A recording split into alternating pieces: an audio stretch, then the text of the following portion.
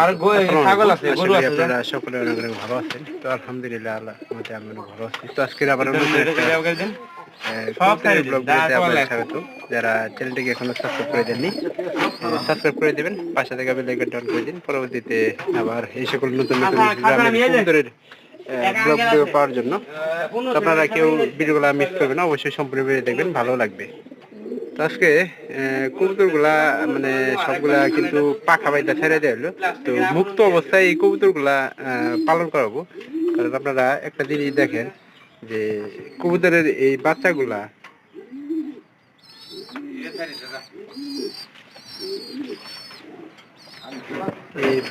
স্বাস্থ্যটা কেমন হয়েছে। তো আসলে এভাবে মনে করেন যে সবসময় আসলে কবুতরের পিছনে পড়ে থাকা যায় না, তো যার কারণে এই বাচ্চাগুলোর স্বাস্থ্যটাও কম। তো এখানে খাবার দাবার দেওয়া হয়েছে, তাও কিন্তু এই পাড়িটা খাইতেছে না। তো এখানে খাঁচায় কবুতর লালন পালন করা হয়েছে। তো ওনারা যখন ঢাকায় ছিল তখন এই কবুতরগুলা ক্রয় করে, তখন বর্তমানে গ্রামে আসার পর থেকে চেষ্টা করতেছে ওনারা মুক্তভাবে কবুতর পালন করার জন্য। তো এই জন্য এই কবুতরগুলা ছেড়ে দেওয়া হয়েছে।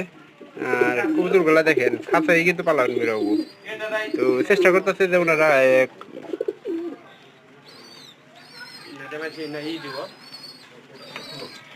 কবুতর ঘর কেনার একটা চেষ্টা করতেছে। আপনার একটা রেসার কবুতরটা দেয় দেন, এটা মানুষ দেখলে কিন্তু টাকা দেয়।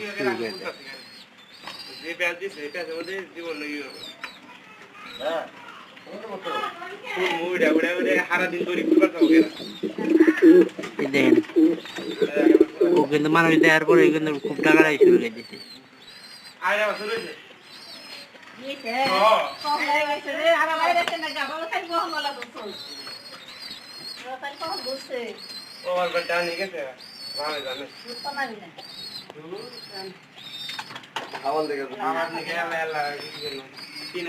আজকে সবগুলা কিন্তু কবুতর ছেড়ে দেওয়া হইলো।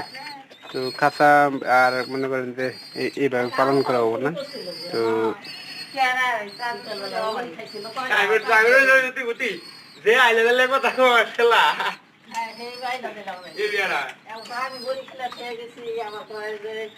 দেশি কবুতর আছে এবং কি এর সাথে অন্য অন্য কবুতর আছে। এই যে যেমন এটা এরা কি কবুতর আমি কিন্তু চিনি না। তো এরা যে রেসার কবুতর এটা কিন্তু চিনি। কেরা